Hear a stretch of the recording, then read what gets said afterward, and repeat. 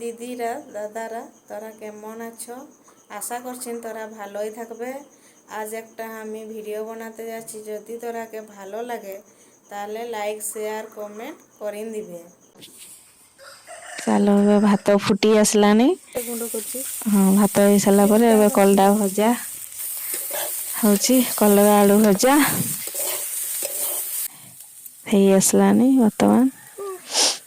ତାପରେ ଏବେ ଶାଗ ଗୋଟେ କୁଲାରେ ଅଣା ହେଇଛି, ଶାଗ ଭଜା ଯିବ ଏବେ। ତେଲ ରସୁଣ ଦିଆଗଲା, ଶାଗ ପଡ଼ିଗଲା। ଶାଗ ପଡ଼ିଗଲା, ଶାଗ ପଡ଼ିଗଲା ପରେ ଏବେ ଭଜା ଯିବ ଶାଗକୁ। ବହୁତ ବଢ଼ିଆ ଭାଜି ହେଇ ଆସିଲାଣି। ସ୍ୱାଦ ଅନୁଯାୟୀ ଲୁଣ ଦିଆଗଲା। ଏବେ ଲୁଣ ପଡ଼ିଗଲା, ଶାଗ ବି ହେଇ ଆସିଲାଣି।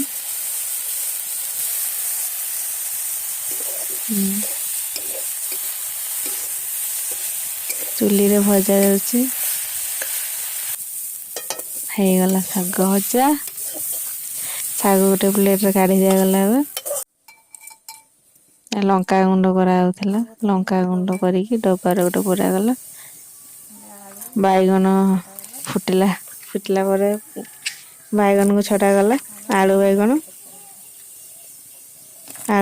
ଛଡ଼ା ଆସିଲା ପରେ ତାକୁ ଫୁଟିଲା ପରେ ହଳଦୀ ଲୁଣ ଫୁଟିବା ପାଇଁ ତାକୁ ଛାଡ଼ି ଦିଆଗଲା। ତାପରେ ଫୁଟି ଆସିଲାନି, ତାପରେ ନାଡ଼ିକୁ ପକେଇ ଦିଆଗଲା। ମସଲା ବଟା ହେଉଛି। ଏବେ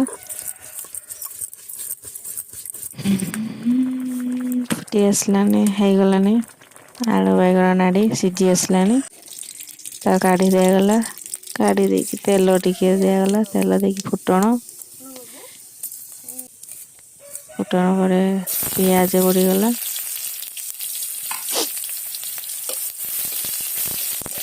ପିଆଜ ଟିକେ ଭାଜି ଆସିଲା ବେଳକୁ ତାପରେ ରସୁଣ ଛେଚା ହେଇଥିଲା, ରସୁଣ ଛେଚାକୁ ଦିଆଗଲା। ତାପରେ ମସଲାକୁ ଦିଆଗଲା, ମସଲା ବଟା ଘାଣ୍ଟି ଦିଆଗଲା। ଘାଣ୍ଟି ଦେଇ ସାରି ଲଙ୍କାଗୁଣ୍ଡ ଟିକେ ରାଗ ପାଇଁ ଟିକେ ପକାଗଲା।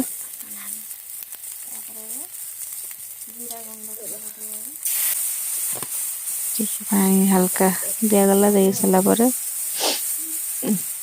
ହାଲକା ହଳଦୀ ଗୁଣ୍ଡ ଟିକେ ଦିଆଗଲା, ଜିରା ଗୁଣ୍ଡ ଦେଇକି ତାକୁ ଘାଣ୍ଟି ଦିଆଗଲା। ଘାଣ୍ଟି ଦେଇ ସାରିଲା ପରେ ଲୁଣ ହାଲକା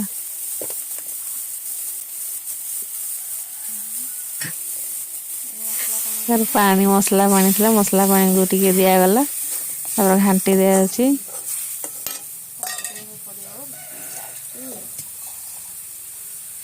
ଘାଣ୍ଟି ହେଇ ଆସିଲା, ଫୁଟୁଛି ଟିକେ ମସଲା। ଫୁଟି ଆସିଲା ପରେ ବିଲାତିକୁ ଦିଆଗଲା। ବିଲାତି ମେଲ୍ଟ ହବା ଯାଏ ଘାଣ୍ଟା ଯାଉଛି।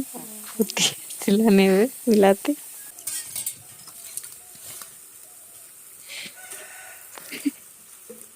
ଫୁଟି ଆସିଲା ପରେ ତାପରେ ଆଳୁ ବାଇଗଣକୁ ଛଡ଼ାଗଲା। ଆଳୁ ବାଇଗଣ ଦେଖନ୍ତୁ କେତେ ସୁନ୍ଦର ଭାବରେ ଫୁଟି ଆସିଲାଣି।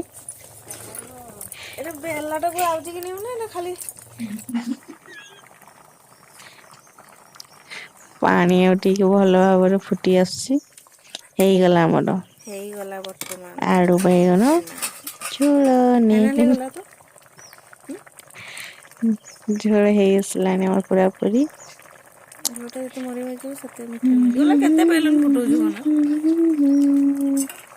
କେତେ ବେଲୁନ ନିଆଁ ଦେଖୁଛନ୍ତି କେମିତି ଜଳୁଛି। ବାସ୍ ଆଳୁ ବାଇଗଣ ବିଲାତି ଝୋଳ ଆଉ ହେଇଛି ଆମର କଣ ଶାଗ ଭଜା ଆଉ କଲରା ଆଳୁ ଭଜା, ବିଲାତି ଖଟା ଟିକେ ଖାଇବା ଆଉ।